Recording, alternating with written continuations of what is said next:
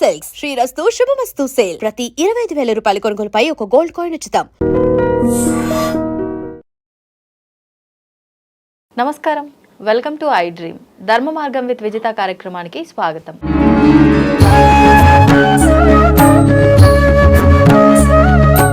ప్రస్తుతం మనతో పాటు ఉన్నారు ప్రముఖ ఆధ్యాత్మికవేత్త జ్యోతిష్య పండితులు మాడుగుల శివప్రసాద్ గురువు గారు. ఇప్పుడు గురుగారితో మాట్లాడి మరిన్ని విషయాలు తెలుసుకుందాం.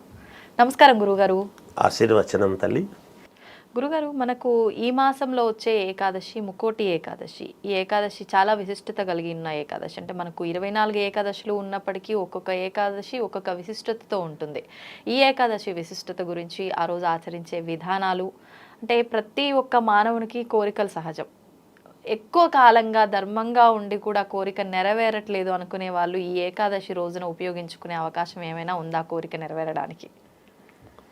శ్రీ మహాగణాధిపతయే నమః. ఐం మహాసరస్వత్యే నమః. శ్రీ లలితాంబికాదేవియే నమః. అమ్మ, ముక్కోటి ఏకాదశి, వైకుంఠ ఏకాదశి, ఇలా ఏకాదశికి పేర్లు. ఇది ప్రామాణికం. ఇది ఇంకా పతాక స్థాయి సన్నివేశంతో కలిగినటువంటిది. అలాగే ఉత్తర ద్వార ప్రవేశం అనేటువంటిది ఒకటి. ఇవన్నీ కూడా చెప్పుకుంటాం. ఎందుకంటే మనకు కావాల్సింది ఏమిటంటే, ప్రతి వాళ్ళము కోరుకునేది వైకుంఠానికి దారి అనేటువంటిది కావాలి అని. వైకుంఠ ద్వార ప్రాప్తి అని మనం దాంట్లో రాయటమే చెప్తారు. ఏమిటి వైకుంఠం? ఎందుకు? ప్రతి వాళ్ళు నరకానికి వెళ్ళాలని కోరుకోము కదా, కోరుకోరు. శ్రీ మహావిష్ణువు దగ్గర అయితే ఆయన వైభోగం కాబట్టి నిత్య కళ్యాణం పచ్చతోరణం. ఇప్పుడు తిరుమల చూస్తే అదే వైకుంఠం. కలియుగ వైకుంఠం అని అంటున్నాం మనం. అది కలియుగ వైకుంఠం అనే కాదు, ఇంకా వైకుంఠం వైకుంఠం ఈ యుగంలో మాత్రమే అని మనం అనడానికి లేదు. అక్కడ నిత్య కళ్యాణం పచ్చతోరణము. ఎవరిని చూడు పసుపు పట్టించుకొని లేదా నామాలు పెట్టుకొని గోవిందా గోవిందా గోవిందా గోవిందా అనుకుంటూ వెళ్ళటము, చేయడం, రావటము, జనాలు వెళ్ళేవాళ్ళు వచ్చేవాళ్ళు సంతోషంగా. అక్కడికి పోగానే మనస్సు ఎన్ని కష్టాలు ఉండినా ఆ కొండ మీద అడుగు పెట్టంగానే ప్రతి వాళ్లకు కూడా మనస్సు ఎంత ప్రశాంతత ఉంటుంది. అటువంటి వైకుంఠమే వైకుంఠం. ఎందుకు ఇవి మామూలుగా అంటే, ఏకాదశి వ్రతం అని మనకు వ్రతాలు చాలా ఉన్నాయి. ఏకాదశి వ్రతం అనేటువంటిది మొదలు పెడతాం. ఎప్పటి నుంచి? ఇప్పుడు ఇది అయిపోగానే, పుష్యమాసంలో అయిపోగానే, ఇప్పుడు ఈ ఏకాదశి అనేటువంటిది అయిపోగానే మళ్ళీ ప్రారంభం అవుతుంటుంది. మళ్ళీ నెలకు వస్తుంది కదా. అవును అవును గురుగారు. బహుళ ఏకాదశి, శుద్ధ ఏకాదశులు వస్తుంటాయి. ఇలా ఏకాదశులు ఇలా మనము పాటించటములో ఏమిటి అంటే, ఏకాదశి అంటే ఏకాదశి నాడు ఇంట్లో ఎవరు వంట చేసేవాళ్ళు కాదు పూర్వం. ఎవరి ఇళ్లల్లోనూ పొగ వచ్చేది కదా. అప్పుడు కట్టెల పొయ్యి, ఇప్పుడు ఎవరింట్లోనూ ఇప్పుడు కూడా పొగలు రావు అనుకోండి, కట్టెల పొయ్యితో చేసేటువంటి వాళ్ళు కాబట్టి ఎవరింట్లోనూ అబ్బాయి ఈరోజు ఏకాదశి, ఎవరింట్లో చూసినా పళ్ళు పాలు ఇవి మాత్రమే తిని ఉంటారు. అవి కూడా తినరు. ఏకాదశి అనేటువంటి దాంతో ఉపవాసము అంటే ఏమిటి?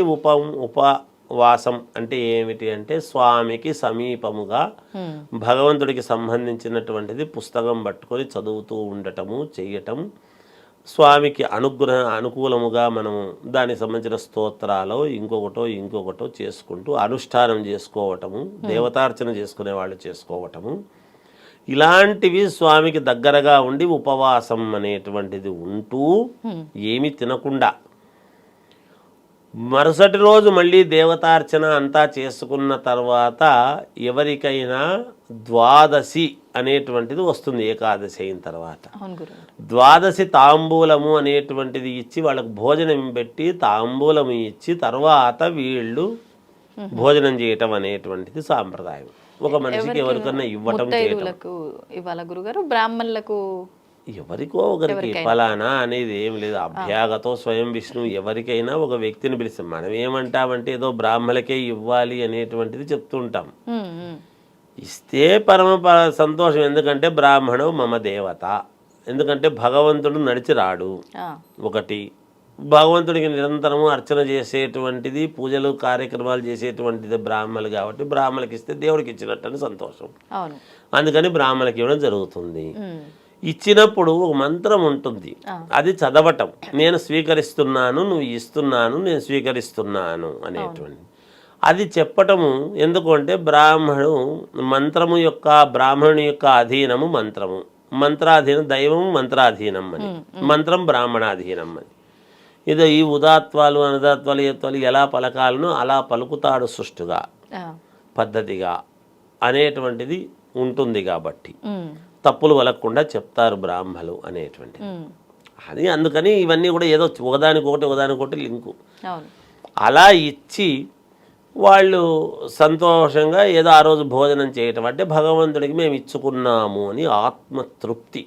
మనకు ఒక తృప్తి ఎప్పుడు వస్తుంది, మానసికమైన తృప్తి ఎప్పుడు అంటే ఏకాదశి వ్రతం అయిపోగానే ఒక తాంబూలం ఇచ్చినాను, అబ్బా సంతోషం అని. మనకు మంజునాథ సినిమాలో కూడా ఈరోజు ఎవరు రాలేదే భోజనం పెట్టడానికి అని వెతుకుతూ ఉంటాడు. ఇవన్నీ ఆచారాలు ఎక్కడి నుంచి వచ్చినాయంటే శాస్త్రాల్లో ఉన్నవే, అందుకనే అలా చూస్తారు. దైవం మానుష రూపేనాడు. భగవంతుడు ఎప్పుడు కూడా శంకు చక్రాలు గద పట్టుకొని రాడు, ఇంకొక మనిషి రూపంలోనే వస్తాడు. వీళ్ళని చూద్దాము పెడతారా పెట్టరా అని అలా వచ్చి తినిపోవడం అనేది జరుగుతుంది. ఇలా పాటిస్తూ ఈ వైకుంఠ ఏకాదశి అనేటువంటి రోజు ఉత్తర ద్వారము గుండా స్వామిని దర్శనము చేసుకుంటే మనకు సంపూర్ణమవుతుంది ఈ ఏకాదశి వ్రతం. ఇలాంటి ఏకాదశులు, ఏకాదశి అంటే ఏమి? 11. జీవితంలో ప్రతి వాళ్ళు ఒక 11 సంవత్సరాల పాటు ఏకధాటిగా దీన్ని ఒక ప్రామాణికముగా పెట్టుకొని చేస్తారు. అంటే వచ్చే 24 ఏకాదశులు 11 సంవత్సరాలు చేయాలా గురుగారు? వరుస అంతే కదా, దాని అర్థమే అది. ఏదో 1 సంవత్సరం చేస్తాను 2 ఏళ్ళు చేస్తాను అనేది కాదు. ఏకాదశం అంటేనే ఏకాదశ వార రుద్రాభిషేకం అని మనం ఎందుకు చెప్తున్నాం. అది 11 సార్లు 11 సంవత్సరాల పాటు ఏకధాటిగా ఎక్కడ అడ్డంకి రాకుండా వీళ్ళు గనక జీవితంలో 120 సంవత్సరాలు మానవుడి యొక్క ఆయుర్దాయం యొక్క ఇదైతే 11 సంవత్సరాల పాటు చేయడం ఏం పెద్ద సంగతి. అలా ప్రతి సంవత్సరము ఇలా ఉపవాసం ఉండి ఏకాదశులు ఇలా వచ్చే వైకుంఠ ఏకాదశికి ఇలా మామూలుగా వెళ్ళి స్వామి దర్శనం చేసుకుంటూ చెందుతూ వస్తున్నారు అంటే వాళ్ళ జీవితము మోక్షము అని శాస్త్రములో ఉండేటువంటి మాట. ఇక ఇప్పుడు ఈ వైకుంఠ ఏకాదశి రోజు మనం ఏమి పాటిస్తే మంచిది, ఏం చేసుకుంటే మనకు నిజంగా మేలు జరుగుతుంది, అంతే కదా. ఇంకా కోరికలు మీరు అన్నట్టుగా ఏవో కోరికలు ఉంటాయి. ఒక్కో మనిషికి ఒక్కో రకమైన కోరిక.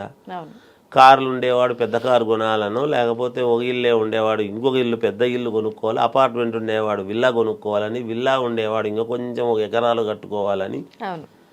మానవుడికి తృప్తి అనేటువంటిది కొంచెము తక్కువే, చాలా తక్కువ, కొంచెం తక్కువ అందాం. అంటే ఉండకూడదు అనడానికి మనకేం హక్కు లేదు కదా, ఉండాలి మానవుడు కాబట్టి ఉండాలి కోరికలు.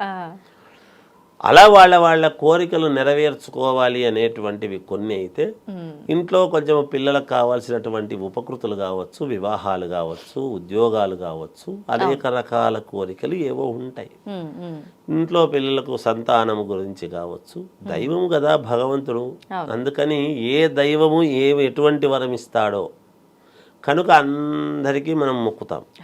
గణపతి దగ్గర నుండి ప్రతి దైవము, ప్రతి దేవాలయం, ప్రతిదీ ఒక గుడి అనేటువంటిది పెట్టుకొని ఏ పుట్టలో ఏ పాము ఉందో, అన్ని పుట్టల్లో ఒకే రకమైన పాము ఉండదు కదా, ఏ పాము మనకు అనుగ్రహం ఇస్తుందో, ఏం జరుగుతుందో అనేటువంటి దీంతో ఈ ఏకాదశులు వచ్చినా ఇంకొకటి వచ్చినా ప్రతిదీ కూడా మనము ప్రామాణికముగా మనము ఏదో మొక్కుకొని మనం అనుకూలంగా చేసుకొని ముందుకు వెళ్ళాలి అనేటువంటి తాపత్రయంతో మనం చేసుకుంటాం.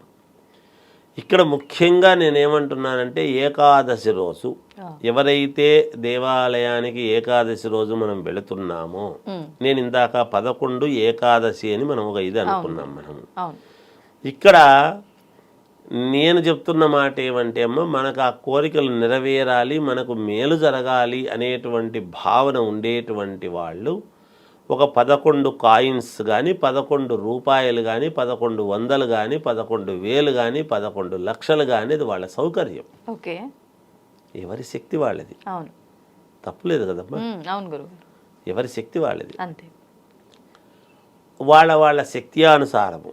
ఒకవేళ కాయిన్స్ అయితే సమాజంలో ప్రతి వాళ్ళు చేసుకోగలిగినటువంటిది అవును కదా. అవును ఈ 11 కాయిన్స్కు నిజానికి కాస్త గంధము బొట్టు పెట్టి హ్మ్. ముందు రోజు ఏకాదశి కంటే దశమి రోజు ఓకే ముందు రోజే కాస్త అమ్మవారు లక్ష్మీదేవి యొక్క పూజ అనేటువంటిది ఏది తొగలపాకులు హ్మ్. 3 తొగలపాకులు 2 వక్కలు ఆ, దాంట్లో ఈ 11 కాయిన్స్ పెట్టి గంధం పెట్టి బొట్టు పెట్టి హ్మ్. ఆరాధన చేసి ఆ తోలపాకుతో సహా మరుసటి రోజు ఏకాదశి రోజు ఈ తాంబూలాన్ని తీసుకువెళ్ళి హ్మ్. ఆ తాంబూలము 2 వక్కలు 3 తవలపాకులు పక్కన పెట్టి హ్మ్. ఆ 11 రూపాయలు ఆ హుండీలో వేసేయడం ఓకే ఓకే భగవంతుడికి ఆ, చేసుకుంటే మనం ఏమిచ్చినాము భగవంతుడికి అనే దాన్ని బట్టి మనకి ఇవ్వాల్సినటువంటిది ఇస్తాడు. హ్మ్. ఈ ఏకాదశి కదా, వైకుంఠ ఏకాదశి కదా, అవును గురుగారు ఏకాదశికి 11 ప్రామాణికం కదా. హ్మ్. ఈ కాయిన్స్ లక్ష్మీదేవి ఆమె వక్షస్థలంలో మహావిష్ణువు యొక్క వక్షస్థలములోనే లక్ష్మీదేవి ఉంటుంది కదా. అంతే కదా ఆయన హృదయానికి ప్రీతికరమైనటువంటిది గనక ఈ పని మనం డబ్బులు వేస్తే ప్రీతికరమా అంటే, ధనం అంటే లక్ష్మీదేవి, మనకు కావాల్సింది ఏమిటి, మూలం అదే కదా, అంతే మనకు మేలు జరగాలి కదా. ఒక 11 కాయిన్స్ మనస్ఫూర్తిగా లక్ష్మీదేవి అష్టోత్తరము ముందు రోజే చేసి పెట్టుకొని, హ్మ్. లేదు అదే రోజు పొద్దున్నే తెల్లవారుజామునే చేసి ఆ, దైవం దగ్గరికి వెళ్ళి క్యూలో నిలబడి ఆ క్యూలో నిలబడినంతసేపు వేరే వేరే మాటలు కాకుండా ఆ, మహాలక్ష్మీదేవిని విష్ణుమూర్తిని స్మరిస్తూ వెళ్ళి ఆ తోలపాకులు అవన్నీ దాంట్లోకి వేయనీరు కాబట్టి అవి పక్కన పెట్టి కాయిన్స్ అందులో వేస్తే వీళ్లకు ఖచ్చితముగా మేలు జరుగుతుంది అని నా భావన.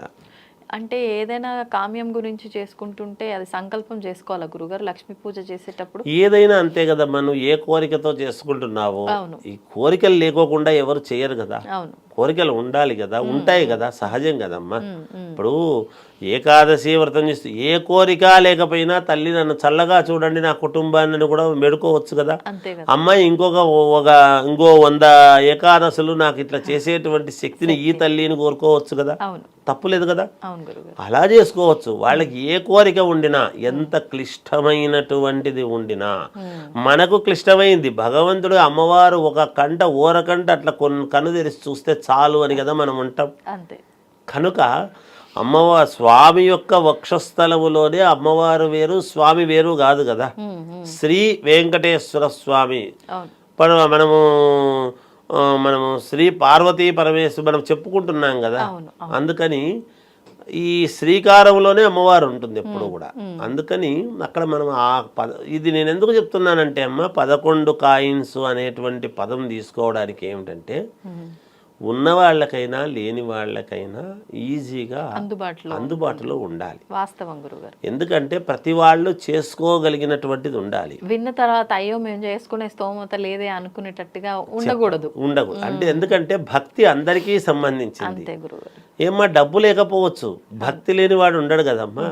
డబ్బుతో కొలవలేనిటువంటిదే భక్తి. అంతే ఎంత ఇచ్చినా భక్తికి తూగలేనటువంటిదే భక్తి. అందువలన ప్రతి పేదవాడికి కూడా సులభ భక్తుడు భగవంతుడు. నారాయణ అంటే చాలు పుణ్యం అని అనుకుంటున్నాము కదా. అవును వెంకటేశ్వర అని పేర్లు కూడా పూర్వం అందుకే పెట్టుకునేవాళ్ళు, ఆ పేర్లతో పిలిస్తే పుణ్యం వస్తుంది అని.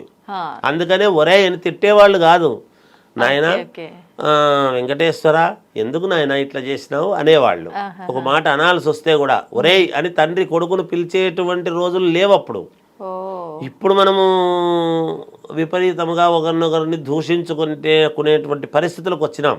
ఆ పేరుకు అర్థం తెలియక తిడితే కూడా దేవుణ్ణి తిట్టినట్టు అవుతుంది అని, మందలిస్తే కూడా దేవుణ్ణి మందలించినంత ఇది అవుతుందని జాగ్రత్త నాయన, బాగుండండి ఇట్లా నెమ్మదిగా మాట్లాడేటువంటి తత్వం ఉన్నింది. అందుకే తీసుకునే దీన్ని నడిచేటువంటి నడవడిక అన్నీ కూడా ఉంటాయి కదమ్మా. అందుకని అందరికీ సులభంగా ఉండాలి. చిన్న వాళ్ళ దగ్గర నుండి పెద్దవాళ్ళ వరకు కూడా ఉన్నవాళ్ళు కూడా మీరు ఇంకా ఎక్కువ వేయాలంటే వేయొచ్చు. ఇది చేసే వెయ్యాలి. ఏదేసినా భగవంతుడికి శక్తి కొద్దీ ఈ 11 కాయిన్సే చెయ్యాలి. ఉన్నవాడైనా ఎంత ఉన్నవాడైనా 11 కాయిన్స్కు ఆ పూజ చేసుకొని ఎవరికి అవసరమో వాళ్ళు చేయాలి. ఇగో నా బదులు నువ్వు చెయ్యి, మనకు నగ ఒకరికి కొనుక్కుంటే నా బదులు నువ్వు వేసుకోపో అని చెప్తారా? లేదు, నాకే కావాలనుకుంటున్నాను కదా. అందుకు ఎవరికి సమస్య మనస్ఫూర్తిగా ఉంటే, ఎవరి పిల్లలకు మనస్ఫూర్తిగా ఉంటే వాళ్ళు వాళ్ళ కోసం చేసుకోవడము చాలా ఉత్తమమైనటువంటి మార్గము. ఇది వాళ్ళే చేసుకోవాలి, ఎవరికి వాళ్ళే. అది చేసుకుంటేనే పుణ్యం. అలా చేసుకుని ఇప్పుడు భార్యాభర్తలు ఇద్దరు ఉంటారు. మీరు అడిగేదాన్ని బట్టి నాకు ఇంకో అనుమానం వస్తుంది. ఎందుకంటే మరి ఇద్దరు కలిసి చేయాలన్నా భర్త కోరిక వేరు, భార్య కోరిక వేరు కదా. ఇద్దరు కలిసి ఇద్దరు ఏకోన్ముఖంగా ఒకటే కోరిక కోరుకోవాలి. నాకు బిజినెస్ లో వేరే కష్టం ఉంది, నేను వేరే కోరుకుంటాను, నువ్వు ఇది కోరుకో నేను అది కోరుకుంటానంటే కాదు. ముందు నీ ఇంటి సమస్య తీర్చుకో. ముందు మనం స్నానం చేసి గుడికి వెళ్తే గుడిలో ఉండే పవిత్రత మనకు వస్తుంది. ముందు మన ఇంటి సమస్య తీర్చుకుంటే ఒకదాని మీద అని ఉండాలి. ఆ ఒకటి ఏదో కోరుకోండి, ఆ బలమైనటువంటిది. లేదు భార్యను మెప్పించి ముందు నీ ఎదుగుదల కోసమే కోరుకుంటారా, అది మీరు అనుకుని ఒక నిర్ణయానికి వచ్చి ఒక పద్ధతిగా చేసుకుంటే మేలవుతుంది. అంతేగాని ఇంట్లో మేము అందరు ఉన్నాం కదా తలా ఒకరు దిక్కు కోరు. ఇప్పుడు దీంట్లో ఏమవుతుందంటే ఇంట్లో ఆడపిల్లలు నాకు కావాల్సిందే నేను కోరుకుంటా. ఇప్పుడు ఎట్లుంటాయంటే మా అమ్మాయి కోరుకున్న వరుడు జరగొద్దు కాక అని ముక్కొని, అమ్మాయి నాకు కావాల్సిన వరుడే నాకు కావాలని కోరుకొని, ఇవన్నీ క్లిష్టమైనటువంటి వ్యవహారాల్లోకి పోరాదు. అది కూడా చెప్తున్నా. లవ్ మ్యారేజ్ వద్దు, మేము కుదిర్చిన సంబంధం ఇది కాదు కావాల్సింది, అది కాదు కావాల్సింది. ఇప్పుడు తల్లిదండ్రులు ఏం కోరుకోవాలి? అలా ఉన్నప్పుడు మా అమ్మాయికి మంచి మార్గాన్ని చూపించు తండ్రిని కోరుకోవాలి ఇద్దరు కలిసి. ఒక తాటి మీద ఉంటే పనులు నడుస్తాయి. అందుకే ఇంట్లో నలుగురు చేతికుండే 4 వేళ్ళు ఏకోన్ముఖముగా మనం పిడికిలి బిగిస్తే ఒక పని అనేది జరుగుతుంది, ఒక పని చేయగలుగుతున్నాం. మనం పెన్నుతో ఒకటి రాయాలన్నా సంతకం పెట్టాలన్నా కూడా ఇవన్నీ ముడుచుకొని బలాన్ని ఇవ్వగలిగితేనే పెడతాం. ఇవన్నీ తెరుచుకొని బలాన్ని పెన్ను మీరు సంతకం చేయండి ఇట్లా తెరిచి మూసుకుంటేనే మనం సంతకం పెట్టగలుగుతాం. ఇలా ముడుచుకొని తెరిచి మనం సంతకం చేయండి, చేయలేము. చూడండి, పెట్టలేము. అప్పుడే సంతకం తేడా వస్తుంది. ఈ తేడా ఉందని వెనక్కి పంపిస్తాడు. అందుకని అన్ని కలిసి మనం ఇంట్లో ఏకోన్ముఖముగా ఇంట్లో ఉండే సమస్య ఒకటిగా భార్యాభర్తలు ఇంటి పెద్దలు ఎప్పుడు కూడా కోరుకుంటారో అది జరుగుతుంది. మనకు ఈ డిసెంబర్ మాసంలో వచ్చే 30వ తారీఖున ఏకాదశి ముక్కోటి ఏకాదశి, దీన్ని వైకుంఠ ఏకాదశి అంటాము. స్వామివారిని ఉత్తర ద్వారం గుండా దర్శనం చేసుకుంటే చాలా విశేషమైన అనుగ్రహం పొందవచ్చు అని చెప్పి అంటూ ఉంటారు. ఎందుకు ఇంత వైశిష్ట్యం ఈ ఏకాదశికి? అంటే మనకు సంవత్సరం అంతా కూడా ప్రతి మాసంలో 2 ఏకాదశులు, ఇలా చూసుకుంటే 24 ఏకాదశులు మనకు వస్తాయి. విశేషంగా కొన్ని మాత్రం చాలా ప్రత్యేకమైనవి, అందులో ఇది చాలా ముఖ్యమైనది. ఎందుకని అంటే దీనికి అర్థాలు తెలుసుకుందాం. చాలామంది ఏకాదశి అనేటువంటిది 11వ రోజుగా అందరికీ, ఏకాదశ రుద్రులు, ఏకాదశ చంద్రులు, సూర్యుళ్ళు రకరకాలుగా ఉన్నాయి. కొన్ని లెక్కలే తీసుకున్నాము. లెక్క పెట్టలన్నీ సూర్య మండలాలు ఉన్నాయి, సూర్య లోకం ఉన్నది. దాని గురించి కూడా ఈ విషయం ఇంకా విపులంగా చెప్దామనే ఉద్దేశంతో ఈ విషయాన్ని కూడా నేను మీకు ప్రస్తావన చేయడం జరుగుతుంది. అలాగే ముక్కోటి అనే పదాన్ని తీసుకోండి. ముక్కోటి అంటే శివుడని అర్థం వస్తుంది. తర్వాత ముక్కోపి అంటే ముక్కు మీద కోపం అని కూడా అర్థం వస్తుంది. అది కాదు, ముక్కోటి అంటే 3 కోట్లు అని కూడా అర్థం వస్తుంది. అంటే అంత ప్రచండమైన ప్రభావవంతమైన అద్వితీయమైన శక్తి కలిగినది. అంటే అంత దేవుళ్ళకు ఉండే శక్తి, ముక్కోటి దేవతలకు ఉండే శక్తి ఈరోజు విశేషంగా స్వామి దర్శనం చేసుకున్నప్పుడు అంత అనుగ్రహము, ఆశీర్వచనాలు మనకి లభిస్తాయనేటువంటిది ఒక పూర్వులు మనకిచ్చిన నమ్మకం కాదు, వరం. ఎందుకంటే అందరూ కనీసం ఆ ఒక్క రోజన్నా విశేషంగా చేస్తారు. అందులో ఈ విష్ణు సంబంధించినటువంటి స్వామివారు ఆయన రక్షకుడు. 3 దేవుళ్ళలో బ్రహ్మ, విష్ణు, మహేశ్వరులలో స్థితి లయకారాలు ఇవన్నీ మనం చెప్పుకుంటూనే ఉంటాం. విష్ణువు యొక్క ఏంటంటే పాలకుడు, రక్షకుడు, పోషకుడు. ఈ 3 కలిపి ఈ 2 దేవుళ్ళ కంటే ఈ యొక్క స్వామివారిని, విష్ణు స్వామివారికి ఎక్కువగా ప్రాధాన్యత ఇప్పటి వరకు ఇస్తూ ఉన్నారు, ఇక ముందు కూడా ఇస్తాం, ఎందుకంటే కంటిన్యూటీ ఉంది కాబట్టి. అవును. వారు చాలా కష్టాలు పెట్టి పరీక్షలు పెట్టిన తర్వాత కానీ ప్రత్యక్షం కాడు ఈ స్వామి. మిగతా భోళా శంకరుడు వీళ్ళంతా పాపం ఈజీగా ప్లీజ్ అయిపోతారు. నెక్స్ట్ కొంచెం కష్టంగా, అంటే శంకరులు తర్వాత కొంచెం కష్టంగా ఉండేది బ్రహ్మస్వామి. వారు కూడా కొంచెం కష్టపడతారు. కానీ బ్రహ్మని ఎవరు ఆరాధించరు కదా. అంటే ఆరాధించరంటే ఒకే ఒక గుడి ఉన్నది ఈ ప్రపంచంలో, దానికి శాపము ఇవన్నీ కొన్ని కారణాలు, చరిత్ర ఉన్నది. కానీ బ్రహ్మ అంటే క్రియేటర్ అని అందరికీ తెలుసు. మనం కూడా బ్రహ్మ కంటే తక్కువ కాదు. మనం ప్రతి సెకండు ప్రతి నిమిషము కూడా ఒకటి ఆలోచిస్తూ ఉంటాము. ఒక ఆలోచన మెదడులో వస్తే we are try to creating some new, అవును, ప్రతి ఆడ మగ అనే భేదం లేకుండా. అంటే ఏమిటి, బ్రహ్మతత్వాన్ని బ్రహ్మ సృష్టించిన ఈ మానవ సృష్టిలో కూడా అది దాగి ఉన్నదనే ఒక కొత్త కోణం మనం ఈరోజు చర్చకి తీసుకుంటున్నాం. అందుకని మనం కూడా బ్రహ్మలమే, మనం కూడా వారిలాగా సృష్టి కాకపోయినా మన జీవన విధానానికి సరిపడా ఒక సృష్టి చేయడానికి మనం అహర్నిశము కూడా పాటిస్తూ ఉంటాము, శ్రమిస్తూ ఉంటాము. ఈ యొక్క స్వామివారి గొప్ప విశేషము ఆ రోజు ఉపవాసాలు ఉండి వ్రతం తీసుకొని ద్వాదశి రోజు కొంతమంది స్వీకరిస్తూ ఉంటారు ప్రసాదాలు. ఆ రోజు ఉపవాసాన్ని దీక్షలో ఉండేవాళ్ళు ఉంటారు. ఉండడమే కాకుండా వాళ్ళు మనస్ఫూర్తిగా ఆ స్వామి యొక్క శరణాగతిని అవుతూ ఆ స్వామి యొక్క కృపకి పాత్రత పొందడానికి వీలైనటువంటి వారు క్రియ చేయగలిగిన నాడు ఆ స్వామి యొక్క విశేషమైనటువంటి అపారమైనటువంటి సంపద, ఆశీస్సులు మనకి లభిస్తాయి. కానీ చాలామంది ఉపవాసం ఉంటారు, కొన్ని తీసుకుంటారు. అవును, అది కరెక్ట్ కాదు. అంటే ఏకాదశి ఉపవాసం అసలు ఏమి తీసుకోకుండా చేయాలా? ఉపవాసము, ఉప అంటే దగ్గరగా, వాసము అంటే ఉండుట. అంటే ఉపవాసము అంటే దగ్గరగా దేనికి ఉండుట? స్వామికి దగ్గరగా ఉండుట, దేవుడికి దగ్గరగా ఉండుట అసలు అర్థం అది. అంతేగాని మన ఉపవాసాలన్నీ కూడాను అన్నం మానేసి మిగతావి 2-3 ఇంతలు హాయిగా భుజిస్తూ ఉంటాం. అది ఎంతవరకు కరెక్టు? తిన్న తర్వాత నిద్ర రావడం సహజం. పాలు తాగినా, జ్యూస్ తాగినా, ఏదైనా అది తప్పు లేదు. టిఫిన్ కూడా చేస్తారు కొంతమంది. అవును, అవన్నీ కాదు. ఉపవాసం అంటే నిజం ఆకలేదమ్మా. ఇంకో విషయం చెప్తున్నా, దృష్టి కనుక భగవంతుడి మీద మీరు పెడితే మీకు ఆకలే వేయదు. ఆకలి వేయకపోతే మీకు తప్పకుండా మీరు ఉపవాసాన్ని సార్థకత చేసుకున్నట్టే, దాన్ని ఫలితం మీకు వస్తుంది. ఎప్పుడైనా ఏకాగ్ర చిత్తంతో మీరు కనుక ఏ పని చేసినా సక్సెస్ ఉంటుంది. ఏకాగ్ర చిత్తంతో చదివితే పాస్ అవుతాం. ఆపరేషన్స్ డాక్టర్స్ చేస్తారు, ఏకాగ్రతగా సరిగ్గా చేయకపోతే ఆపరేషన్ ఫెయిల్ అయిపోతుంది. చదువే కాదు, చికిత్సే కాదు, నేర్చుకునేది ఏదైనా కానీ, చూసేది ఏదైనా సరే ఏకాగ్రత అవసరం. చేసేది ఎలాగూ చేస్తాం, అది శ్రద్ధతో చేస్తే మీకు ఆ భక్తికి ఫలితం ఉంటుంది. స్వామి మిమ్మల్ని అపారంగా విశేషంగా బిడ్డని హత్తుకుంటాడు. అది ఎంత అవసరం మనకి ఇప్పుడు. అందుకే కదా మరి ముక్కోటి ఏకాదశి రోజు విశేషంగా రకరకాలు చేసిన ఉపవాసం ముఖ్యం, ఆ స్వామిని హృదయంలో నిలుపుకోవడం ముఖ్యం. టోటల్ సరెండెన్స్గా ఉంటూ చేసినప్పుడు ఏ ద్వారంలో దర్శనాలు చేసుకున్నా స్వామివారిదే. ఉత్తర దక్షిణ ధృవాలు. సరే, ఇప్పుడు ఉత్తరం మాట్లాడతాం, ఇంకోసారి దక్షిణం మాట్లాడతాం. ద్వారాలు హృదయ ద్వారాన్ని తెరుచుకోవాలి.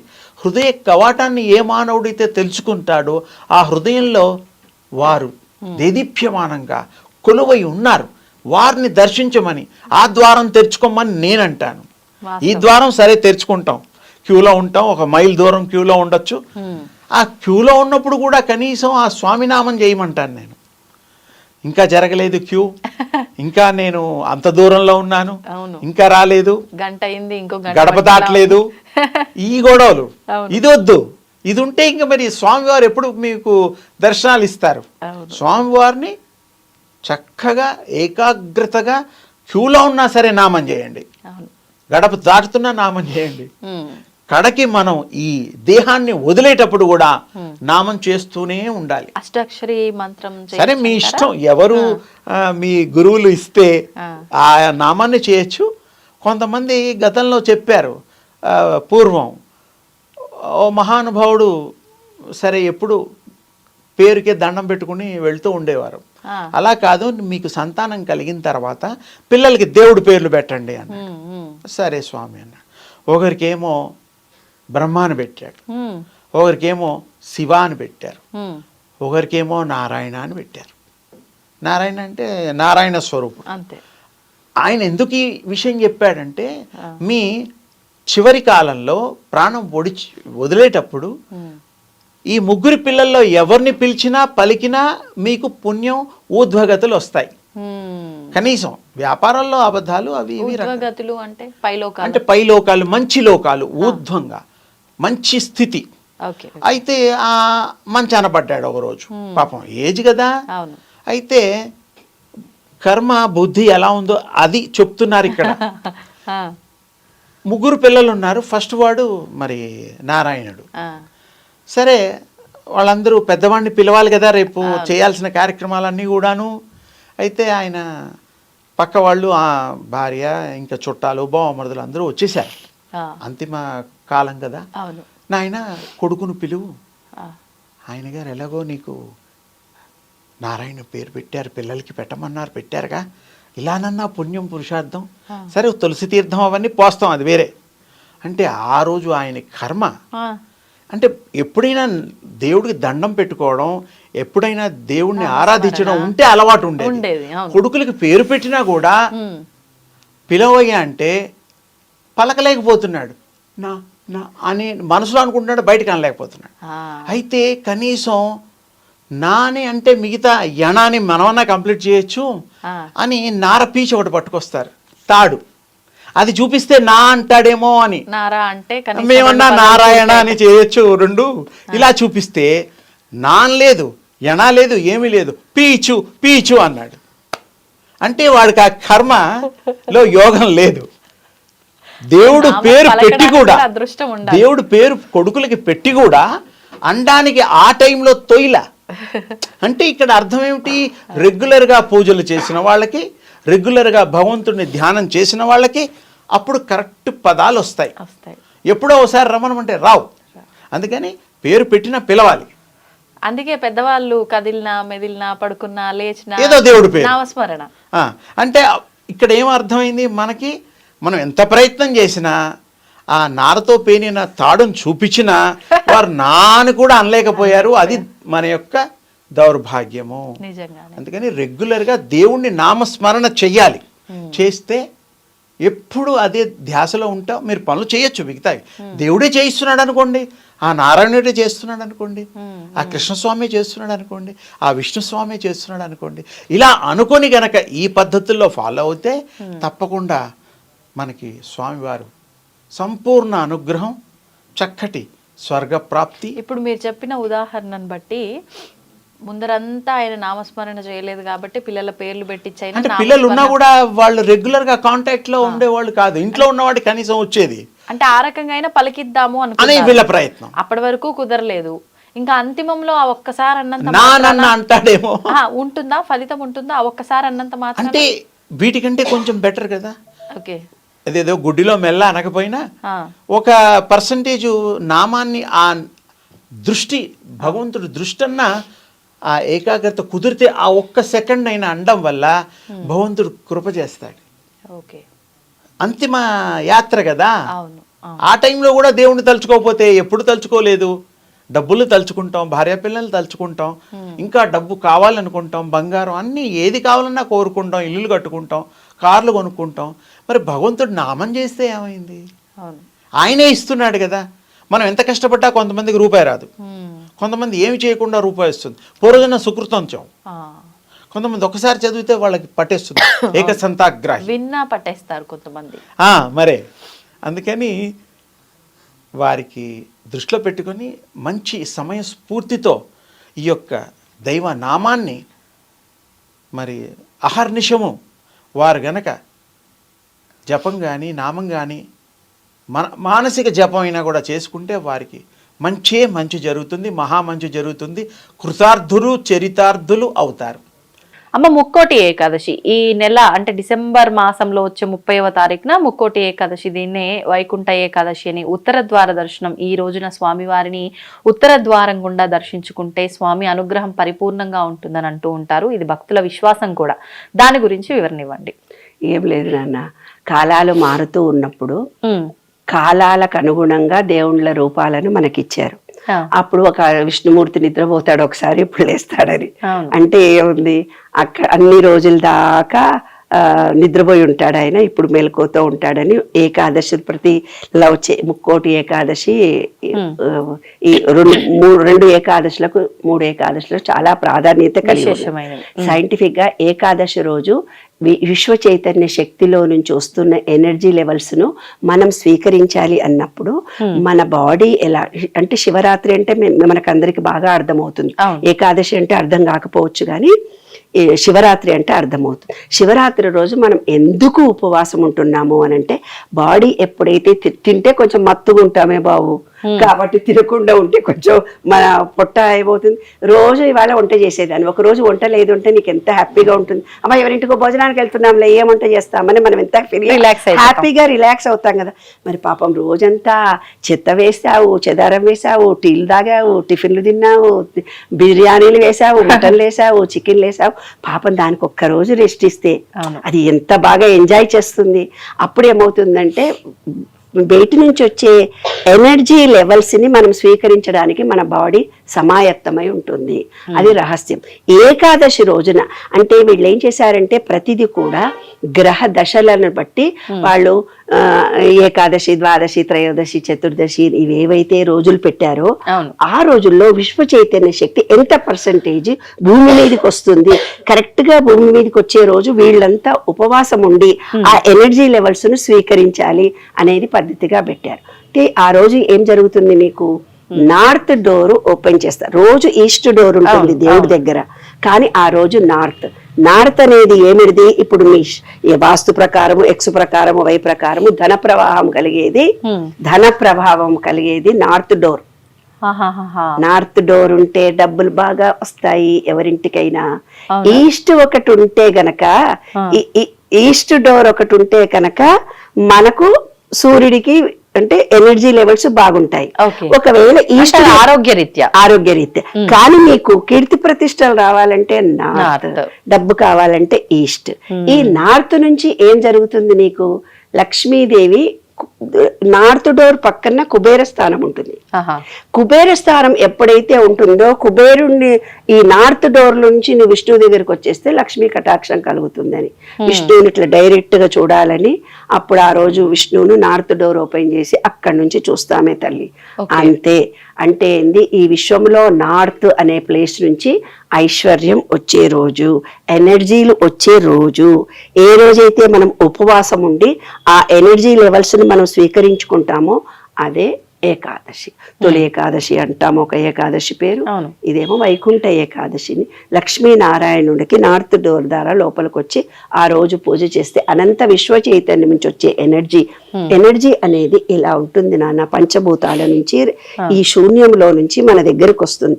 ఎప్పుడైతే నీవు ఉపవాసం ఉండి లక్ష్మీనారాయణుడు పూజ చేశావో, అక్కడ కూర్చొని ఓం నమో నారాయణ అన్నావో, ఏదో ఒక నామ జపాన్ని చేశావో, ఆ రోజు పొద్దున్న నుంచి కూడా ఈ రోజు నేను ఉపవాసం ఉన్నాను, నాలో ఎనర్జీ పాయింట్స్ లక్ష్మీనారాయణుడి కోసం ఉన్నాను, ఒక భక్తితో ఉన్నాను, ఒక శక్తితో ఉన్నాను, ఒక నమ్మకంతో ఉన్నాననే విశ్వాసం నీలో ఎప్పుడైతే ఉంటుందో ఆ రోజు వచ్చే ఎనర్జీ లెవెల్స్ అన్ని మీకు వచ్చేస్తాయి. అది ఆంతర రహస్యము. విశ్వంలోకి ఏ థాట్స్ ను మనం రిలీజ్ చేస్తున్నామో అవే మన దగ్గరకు వస్తున్నాయి. ఈ రోజు అనంత విశ్వ చైతన్యం నుంచి ఎనర్జీ లెవెల్స్ వస్తున్నాయి, నేను స్వీకరిస్తున్నాననే భావన ఉండడానికి మనను పూర్వం దేవుళ్ళ దగ్గరికి వెళ్ళి దేవుడిని చూస్తూ ఆ ఎనర్జీ లెవెల్స్ ను మనం స్వీకరించాలని ఆ డోర్ ఓపెన్ చేసి పంచలోహాల విగ్రహానికి చేరి, పంచలోహాల విగ్రహాన్ని నేను నిన్ను డైరెక్ట్ గా చూస్తున్నట్టుగా ఆ విగ్రహం నుంచి ఎనర్జీ లెవెల్స్ నాకు వస్తాయి. అది రహస్యం. ఓకే. అంటే అలా పంచలోహం నుంచి మన వైపున ఆ కిరణాలు, ఆ పాజిటివిటీ పడటం వల్ల అది ఆరోగ్య రిఫ్లెక్ట్ జరిగి మన వైపు వస్తుంది. ఓకే. అందుకే ఆ రోజు నార్త్ డోర్ ఓపెన్ చేస్తారు. నార్త్ నుంచి వచ్చే ఎనర్జీ విష్ణుమూర్తి దగ్గరికి వచ్చి, విష్ణుమూర్తిని మనము కళ్ళు మూసుకొని అని గాలి పీల్చుకొని కోరికని చెప్పుకున్నప్పుడు మనలో ఎనర్జీ లెవెల్స్ పెరుగుతాయి. చాలా మంది అంటే ఈ రోజున ఈ ద్వారం గుండా స్వామిని దర్శనం చేసుకుంటే మీరు అన్నట్టు ఆర్థికపరమైన ఇబ్బందులు తొలగటమే కాక మోక్షం పొందుతారు అని అంటూ ఉంటారు. అలా భయపెడితే గానీ మనం వినంగా తల్లి. ఓన్లీ ఎనర్జీ వస్తుందంటే నువ్వు చేస్తావా, నీకు డబ్బులు వస్తాయి పో, నీ కోరికలు తీరుతాయి పో అంటే గాని మనము మొండి వాళ్ళం కదా. మనకేదో కొంచెం ఇబ్బంది కలిగిస్తే గాని మనం లొంగం కదా. ఇబ్బంది వస్తేనే స్వామి గుర్తొస్తాడు. అది పరీక్ష టైంలో మన కాలేజీ పిల్లలందరూ స్కూల్ పిల్లలందరూ దేవుడి దగ్గరకు వచ్చి మొక్కుతుంటారు. ఏరా నానంటే పరీక్ష కుడుతున్నామంటే భయం వేస్తుంది, దేవుడికి దండం పెట్టుకుంటున్నా. ఫోన్లే ఆ టైంలో అన్న వెళ్తున్నారు. కానీ మన పెద్దవాళ్ళు మనని అలా భయపెట్టారనమాట. కొన్ని నమ్మకాలు విశ్వాసాలు మనలో కలిగించి ఆ రోజు అలా చేయాలని ట్రెడిషన్ పెట్టారు. కొంతమంది ఇంట్లో కూడా ఈ ఉత్తర ద్వార దర్శనం అని ఏర్పాటు చేసుకొని అట్లా చేస్తారు. అలా ఇంట్లో కూడా చేస్తారు. వైష్ణవ సాంప్రదాయం ఉన్నోళ్ళందరూ చాలా నిష్టగా చేస్తారు. ప్రతి ఏకాదశికి ఉపవాసం ఉంటారు వాళ్ళు. ప్రతి ఏకాదశి నాడు కూడా నిష్టగా పద్ధతిగా ఉపవాసాలుండి ఆ విశ్వ చైతన్య శక్తిని. అందుకే నువ్వు చూడు నాన్న, విష్ణు పూజలు చేసే వాళ్ళందరూ సన్నగా పొడుగుగా ఉంటారు. శివ పూజలు చేసే వాళ్ళందరూ నువ్వు గుడిలో పూజారులను చూడు, బొద్దుగా ముద్దుగా పొట్టలు ఇంటిని తీసుకొని ఉంటారు. శివుడికి పూజ చేసే వాళ్ళందరూ శివాలయంలో పూజారులు వాళ్ళు ఉపవాసం ఎక్కువ ఉంటారు, వీళ్ళు ఉపవాసాలు కాదు, వాళ్ళు కూడా ఉపవాసాలు ఉంటారు. మరెందుకమ్మా? శివుడు అంటే గుండ్రంగా ఉండేవాడు, లక్ష్మీనారాయణుడు అంటే పొడుగు అని మనకు. అందుకే కదా లక్ష్మీనారాయణుడు పొడుగుగా సూచించి నిలువునామం పెట్టి యు అని చెప్పాను కదా. అది లక్ష్మీనారాయణుడు పూజలు చేసేవాళ్ళు ఎప్పుడు బ్రీత్ ఇలా తీసుకుని లక్ష్మీనారాయణ అనగానే మనలో ఆశ. అంటే ఒక్కొక్కళ్ళకు అమ్మవారి పూజలే కొందరు ఎక్కువ చేస్తారు, కొందరు శివ భక్తులే ఉంటారు, కొందరు విష్ణు భక్తులే ఉంటారు. కానీ విశ్వం మొత్తంలో అన్ని ఎనర్జీలు మనకు అవసరమే. కానీ వాళ్ళ నమ్మకాలను శివుడు పూజ చేసే వాళ్ళందరూ పొట్టిగా బొద్దుగా వినాయకుడిలాగా ఉంటారు, కొంచెం శివాకారంలో ఉంటారు, కొంచెం వినాయకుడి రూపంలో ఉంటారు అనుకో. అదైతే ఈజీగా అర్థమవుతుంది అందరూ. పొట్టిగా బొద్దుగా గుండుగా ఉంటారు. లక్ష్మీనారాయణుని పూజ చేసేవాళ్ళు పొడుగుగా ఉంటారు. మీరు ఎవరైనా ఒక వ్యక్తి మన దగ్గరకు వచ్చి మాట్లాడుతుంటే ఆయన విష్ణు పూజ చేసేవాడా శివభక్తుడా చెప్పేయచ్చు. మా దగ్గర కౌన్సిలింగ్ వస్తే మేము రూపం చూసి కూడా వాళ్ళు ఏ రాశి వాళ్ళో కూడా చెప్పేస్తాం, చెవిని చూసి కూడా మేము చెప్పేస్తాం. ఎలా అమ్మా అది ఎట్లా సాధ్యం? చెప్పాను కదా, చెవు ఎట్లా అర్థమవుతుంది? చెవులు ఇలా చాటల్లా ఉంటాయి, కొంతమందికి నిలువుగా ఉంటాయి, కొంతమంది ఆ చెవుల ఆకారాల్లో డిఫరెన్స్ ఉంటుంది. ఆ నక్షత్రానికి వాటికి సంబంధించి చెవులు చూసి చెప్పేస్తారు. క్వశ్చన్ ఎలా అడుగుతావు అనే దాన్ని బట్టి కూడా నీవెవరో చెప్పేస్తారు. అంత రహస్యాలు ఉన్నాయి మన శాస్త్రాల్లో, చాలా గొప్ప. ఇప్పుడు ఉదాహరణకి చెవు ఏ రకంగా ఉంటే విష్ణు భక్తులు, ఏ రకంగా ఉంటే శివ భక్తులు చెప్పచ్చా? చిన్న చెవులు ఉంటాయి, కొంతమందికి కొంచెం పెద్ద చెవులు ఉంటాయి, కొంతమందికి చెవులు ఇలా ఉంటాయి, కొంతమందికి ఇలా ఉంటాయి, ఏనుగులాగా ఉంటాయి.